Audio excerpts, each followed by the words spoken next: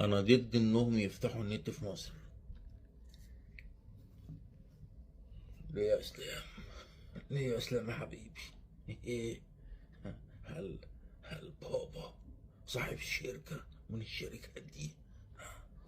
ولا انت صاحب شركة من الشركات دي؟ ولا حد قريبك ولا ايه؟ ما انت فهمني بقى بالظبط بقى.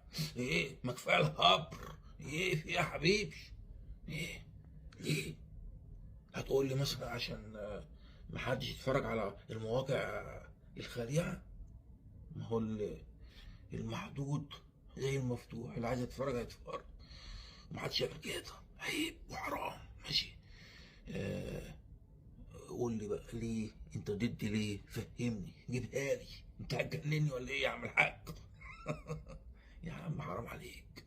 خلي الشباب الغلبان ده وانت واهلك وكل الناس تستمتع بالانترنت.